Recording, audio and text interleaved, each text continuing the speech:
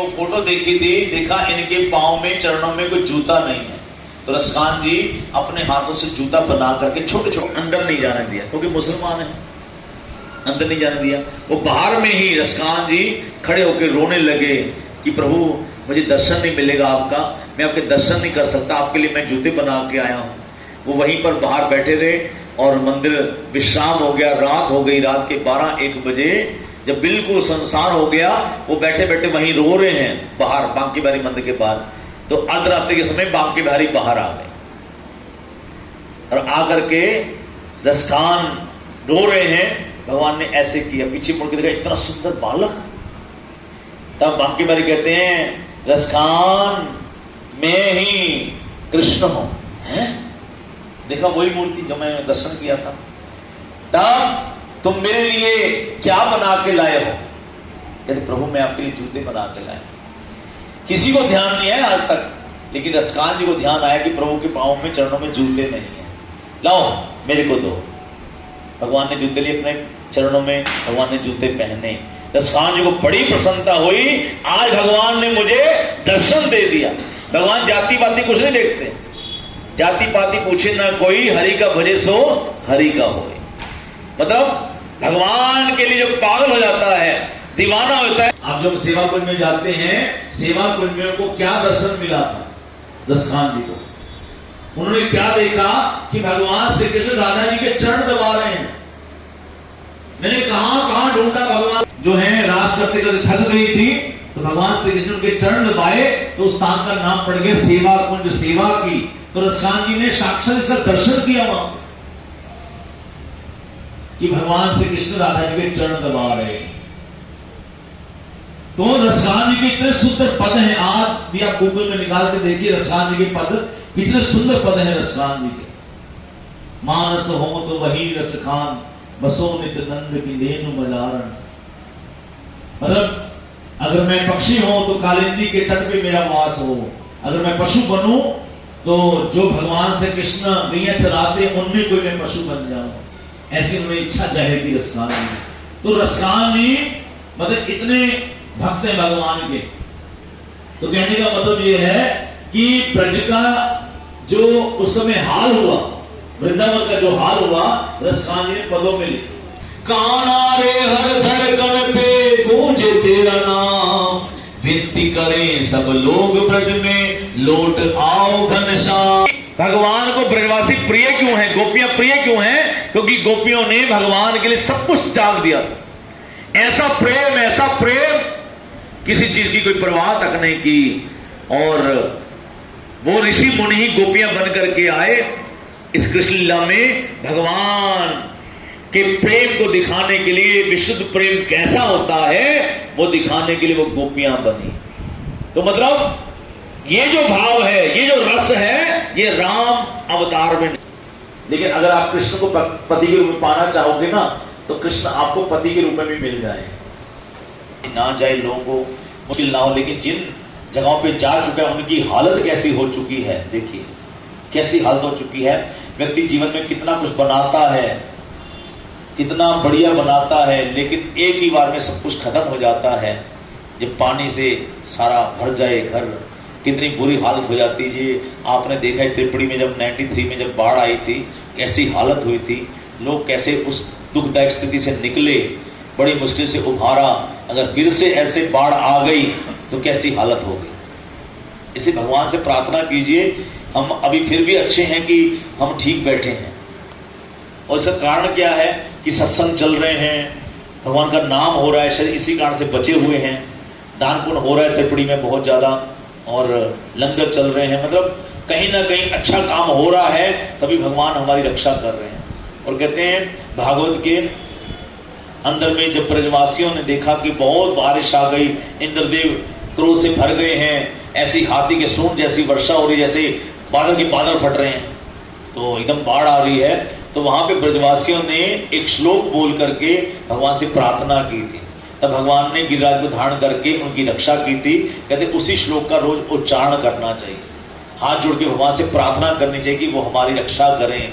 अवश्य रक्षा करते हैं। और अभी जो समय आ रहा है, ध्यान से सुन लीजिएगा, ये बड़े बड़े संतों की भविष्यवाणी है। भविष्य तालिका में लिखा हुआ है। हमारे बहुत बड़े सिद्ध महापुरुष है अच्युतानंद जी, उन्होंने लिखा भविष्य तालिका में, अभी जो ये 3-4 साल हैं बहुत भयंकर है, विनाश करने वाले हैं, मानो एक तरह से प्रलय होने वाली है। ऐसा कल का प्रभाव पड़ेगा, कितनी दुनिया मर जाएगी, कितने लोग मर जाएंगे, केवल वही बचेंगे जो केवल भगवान की शरण में रहकर भगवान का नाम जपते होंगे, वही बचेंगे। बाकी सब दुष्ट लोग, पापी लोग, जितना पाप पृथ्वी बढ़ रहा है उतना ये भगवान ही इतना प्रलय ला रहे हैं। आज सभी देवताओं ने अपने अपने पट बंद कर दिए हैं, केदारनाथ बंद हो गया, बद्रीनाथ बंद हो गया, अमरनाथ जी बंद हो गए, और वैष्णो देवी माता का भी द्वार में कोई नहीं जा रहा, ट्रेनें सब रद्द हो गई हैं, 70 की 70 ट्रेनें रद्द होगी जम्मू जाने वाली। तो सारे देवता रुष्ट हो रहे हैं, क्योंकि हम इन देवनगरी को पिकनिक का स्पॉट बना चुके हैं। वहां गलत काम हो रहे हैं, होटल बन चुके हैं, और होटलों में क्या खाया जा रहा है, गंद मंद खाया जा रहा है। इतना पवित्र स्थान जहां पे प्याज भी नहीं चलता, देवियों के यहाँ पर प्याज भी नहीं चलता, वहां देखो कैसे गंद खाया जा रहा है। क्या पिकनिक स्पॉट बना के वहां आ रहे हैं? अरे भक्ति भाव से वहां जाओ, आनंद लो, और देवस्थानों को छेड़ने का, प्रकृति को छेड़ने का क्या नुकसान हो रहा है?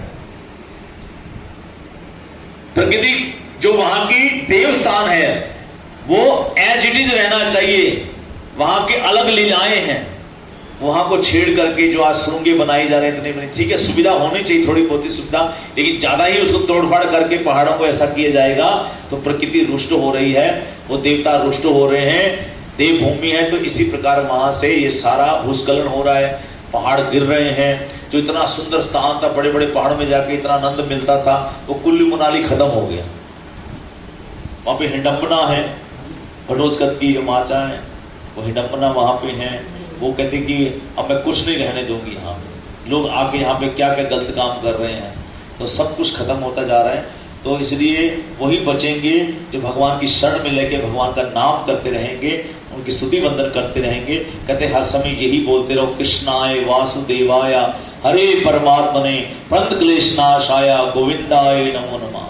जब भी आप कहीं यात्रा में जाएं 11 बार ये बोल के जाएं, घर में रोज 108 बार इसका जप करें, नहीं तो 51 बार करें, 108 बार 51 बार, या फिर 21 बार करें या 11 बार करें, कम से कम 11 बार इस श्लोक का पाठ जरूर करें। कृष्णाय वासुदेवाय हरे परमात्मने प्रणत क्लेशनाशाय गोविंदाय नमो नमः। मतलब हे कृष्ण, हे वासुदेव, हे हरि, हे गोविंद, हम आपको प्रणाम करते हैं। प्रणत क्लेशनाशाय, हम आपकी शरण में हैं, हमारे सारे दुखों को, क्लेशों को हर लीजिए, आप ही एकमात्र हैं जो हर सकते हो। हे गोविंद, हम आपके चरण में प्रणाम करते हैं, प्रणाम करते हैं। तो हमें प्रार्थना करनी है, रोज प्रार्थना करनी भगवान से, रोज स्तुति करनी है, और हो सके तो नरसिंह भगवान को भी याद कीजिए, जो सब हमारे विघ्नों को काटने वाले हैं। तो नरसिंह भगवान साक्षात रूप से, जैसे प्रहलाद की रक्षा की हिरण्यकशिप से, ऐसे ही हम सबकी रक्षा करने वाले नरसिंह देव हैं, उनको याद कीजिए, ताकि ऐसा बाढ़ का संकट उपस्थित ना हो, नहीं तो बहुत नुकसान हो जाएगा हम सबके लिए। अभी जो 7 तारीख से पूर्णिमा को चंद्र ग्रहण है, तभी ये सब हो रहा है। चंद्र जो है जल का कारक होता है, और तभी इतना जल बरस रहा है क्योंकि चंद्र ग्रहण आ रहा है। चंद्र ग्रहण लगेगा पूर्णिमा को, और सूत्र तो 12:30 पड़ जाएगा दिन की, रात को 9:58 में शुरू होगा, 1:26 पे चंद्र ग्रहण मतलब पूर्ण हो जाएगा। चंद्र ग्रहण लग रहा है, उसके बाद फिर सूर्य ग्रहण आएगा, उथल पुथल होनी है, बहुत कुछ होना है। तो इसलिए चंद्र ग्रहण के टाइम में आप हरि कीर्तन कीजिए। और हम जो अब श्राद्धों में जो विचार कर रहे हैं, इस श्राद्धों में भागवत कथा सुननी बहुत फलदायक होती है। हमारे पिता भी ताकते रहते हैं कि हमारे वंश में कोई आए और वो भागवत कथा करवाए, ताकि हम इस स्थान से निकल करके भगवान के धाम में चले जाएं। तो हम लोग ये विचार कर रहे हैं, आपके भैरव मंदिर में ही सोचा है अभी कि यहाँ पे भागवत कथा का आयोजन किया जाए। 14 सितंबर से यहाँ पे भागवत कथा हम सोच रहे हैं, अभी आपको फाइनल बता दिया जाएगा। और भागवत कथा होगी 14 से लेकर के 20 सितंबर तक, रोज शाम को 3 बजे से लेकर के 7 बजे तक। पूरी हमारी संगीत की टीम है वो भी साथ में रहेगी, और बड़े बड़े यहाँ से जो भक्त हैं हमारे, जहां जहां हमारी कथा, प्रताप नगर में या में, झूलेलाल मंदिर में या हरि मंदिर में या और भी जगहों पे जहां कथा, वहां के सब भक्त लोग हम इस कथा सुनने के लिए आएंगे। तो इस कथा में अभी तक कई लोगों ने सेवा दे दी है, कई यजमान भी बन रहे हैं, और जिसकी भी इच्छा हो कि हमें अपने पितरों का उद्धार कराना है, पूरी कथा तो कोई करवा नहीं सकता, अगर बहुत पैसे चाहिए, समर्थता नहीं है, तो एक दिन के आप यजमान बन सकते हैं। एक दिन के यजमान, उसकी कुछ सेवा रखी गई है। अगर वो पूरी सेवा आप नहीं दे सकते तो एक दिन के 2 यजमान भी बन सकते हैं। अगर 2 यजमानों की सेवा भी नहीं हो सकती तो 4 यजमान बन सकते हैं। तो ऐसा हम बना रहे हैं कार्यक्रम। अगर कोई इच्छुक हो तो अपना नाम हमारे या तो हमारे आदरणीय संजीव जी के पास लिखवा दें, या हमारे संतोष जी के पास लिखवा दें, या हमारे दिलीप जी के पास लिखवा दें। विशेष रूप से हमारे संतोष जी और संजीव जी हैं, तो इनके पास नाम लिखवा दीजिए कि किस दिन आपने उस यजमान पूजन में बैठना है। अपने पितरों के लिए, पितरों का उद्धार निश्चित रूप से हो जाता है भागवत कथा के श्रवण मात्र से। तो जो यजमान बनेंगे उनको भी आप लिखवा सकते हैं कि किस दिन, इन 7 दिनों में किस दिन आपने, जिस दिन एक यजमान बनेगा, मतलब जो पूरी सेवा दे देगा, उस दिन एक की ही पूजा होगी। लेकिन अगर एक दिन का यजमान बनने की सेवा कोई नहीं दे सकता तो फिर हम 2 लगाएंगे। अगर 2 यजमानों की पूजा यानी कि सेवा नहीं कोई दे सकता तो 4 यजमान लगाएंगे। तो हमारे पूजनीय पंडित जी भी पूजा करेंगे 7 दिन तक, और मूल पाठ वही करेंगे। तो यहाँ पे कथा होगी, और कथा का स्थान ये बड़ा सुंदर है, मत कर ऊपर हाल के अंदर कथा होगी। तो जिसकी भी इच्छा हो यजमान बनने की, कोई सेवा देने की, यजमान नहीं बन सकते तो किसी दिन की आप जो है वहां एक दिन का प्रसाद भी आप चला सकते हैं अपनी तरफ से। भक्त लोग अपना बुक करवा रहे हैं, किसी दिन भी आप प्रसाद, कोई आपको बंदिश नहीं, भंडारा होगा डेली, आप चाहे तो केले का, लड्डू का या और भी चीज का प्रसाद आप डेली यहाँ बंटवा सकते हैं। तो पितर हमारे प्रसन्न हो जाएंगे। पितरों के प्रसन्न होने पर आगे हमारे घर में बहुत खुशियां आती हैं, आगे वंश वृद्धि होती है। जो हमारे पितर नाराज होते हैं, घर में कलेश चलता है, ये संतति नहीं आती, आगे वंश नहीं बढ़ता। अगर हमारा पितर दोष है, वो भी कथा से पितर दोष समाप्त हो जाता है। तो भागवत कथा यहाँ पे हम बना रहे हैं, तो आपके मन में हो तो आप जरूर सेवा कीजिए। बाकी नहीं कर सकेंगे तो हमारे भक्त तो हैं ही हैं, वो तो सेवा कर ही देंगे, क्योंकि ये हमारी गोकुल संस्था की तरफ से, गोकुल संस्था जो हमारा गोकुल ग्रुप बना, गोकुल संस्था है हमारी, तो गोकुल संस्था की तरफ से यहाँ पे कथा हो रही है। तो हम कोई मंदिर से नहीं, मंदिर की तो केवल जगह हम ले रहे हैं, बाकी पैसा इकट्ठा हम लोग हमने शुरू कर दिया है। जो भक्त हमारे हैं उनसे हम इकट्ठा कर रहे हैं। तो जो भी योगदान देना चाहता है अपनी इच्छा से दे सकता है, आपको कोई बंदिश नहीं है। तो अब भागवत कथा आपके यहाँ पे होने जा रही है, आपको खुशी होनी चाहिए। हम सब भगवान से प्रार्थना करेंगे कि ये संकट जो आया है, ये संकट टल जाए और सभी आनंद के साथ रहें, सभी आनंद से भगवान की भक्ति करें। हम ऐसा प्रयास करेंगे, ठीक है जी। तो आइए, अभी आने में देरी हो गया आगे 2 मिनट, चलो फिर महामंत्र करें, महामंत्र कर लेते हैं। एक